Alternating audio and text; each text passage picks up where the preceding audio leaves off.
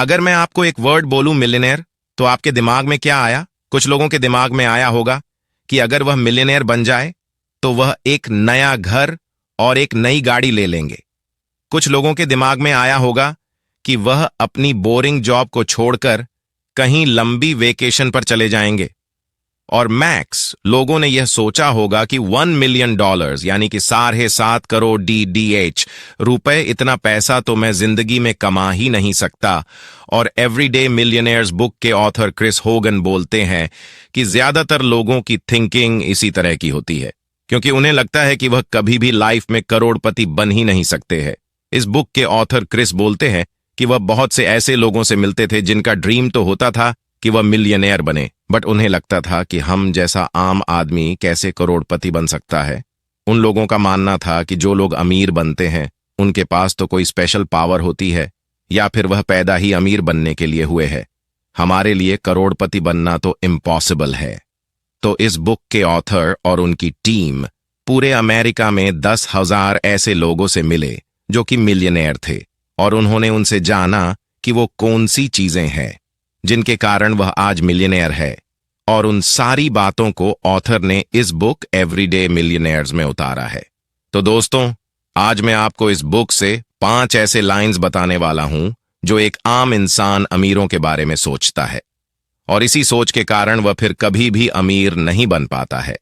तो इस वीडियो को लास्ट तक जरूर देखो। आपकी थिंकिंग भी एक मिलियनेयर जैसी हो जाएगी, और आपके मन में जो भी सारे डाउट्स है वह सब क्लियर हो जाएंगे। दोस्तों, इन 5 लाइंस को एंड तक जरूर देखना। Number 1, you can't do this. अगर आपको लगता है कि आप लाइफ में कभी भी करोड़पति नहीं बन सकते हो, तो आपके एक्शंस और बिलीफ भी वैसा ही हो जाएगा, और आप सच में कभी भी करोड़पति नहीं बन पाओगे। बट अगर आप सोच लो कि मैं अगले कुछ ही सालों में पैसा कमाकर करोड़पति बनूंगा, तो आपको खुद पर विश्वास होता है और आप उसी डायरेक्शन में काम करते हो, और एक दिन आप अपने गोल्स को जरूर अचीव कर लोगे। इसका एक बेस्ट एग्जाम्पल है रॉजर बैनिस्टर का, जो कि एक एथलीट थे। तो उस वक्त किसी ने भी 4 मिनट माइल का चैलेंज कंप्लीट नहीं किया था। बेसिकली इसके अंदर आपको 4 मिनट के अंदर एक माइल रन करना होता है। और 6 मई 1954 वह पहले ऐसे एथलीट बने जिन्होंने यह चैलेंज पूरा किया था। और जैसे ही उन्होंने यह 4 मिनट माइल का चैलेंज पूरा करके दिखाया, जो आज तक किसी ने भी नहीं किया था, ठीक उसके 6 हफ्ते बाद एक और एथलीट ने रॉजर से भी जल्दी इस चैलेंज को कंप्लीट किया, और करंट रिकॉर्ड है 3 मिनट 43 सेकंड्स का। तो यही था वो बिलीफ जिसके कारण ही ये सब हो पाया। तो ऑथर बोलते हैं कि अगर आप मिलियनेयर बनना चाहते हो तो आपको लोगों की बातों को सुनना बंद करना होगा, जो हमेशा आपको बोलते हैं कि आपसे नहीं होने वाला है, ये कोई बच्चे का खेल नहीं है। आपको खुद पर विश्वास करना होगा, और जो भी आपसे बोल रहे हैं कि आप कभी भी करोड़पति नहीं बन सकते हो, वह आपसे झूठ बोल रहे हैं। क्योंकि जितने भी लोग आज के टाइम पर मिलियनेयर बने हैं, उन्होंने अपने फियर को फेस किया और लोगों की बातों को अनसुना किया, एक गोल सेट किया और उसे करते चले गए। देन आज वह एक मिलियनेयर है। इसलिए आपको भी खुद पर बिलीव करके आगे बढ़ते जाना है। Number 2, wealthy people take big risk with their money. हमें अक्सर यह बोला जाता है कि जो वेल्थी लोग हैं वह अमीर इसलिए हैं क्योंकि वह बहुत बड़ी रिस्क लेते हैं। बट ऑथर बोलते हैं कि यह एक झूठ है। वेल्थी लोग वेल्थी इसलिए हैं क्योंकि वह स्मार्ट इन्वेस्टमेंट करते हैं, बट जो लोग स्मार्ट इन्वेस्टमेंट नहीं करते हैं वह रिस्क लेते हैं। उनके पैसे डूबने के चांसेस बहुत ही ज्यादा हो जाते हैं, और हमारे लिए एक स्मार्ट इन्वेस्टमेंट करना बहुत ही ज्यादा जरूरी है।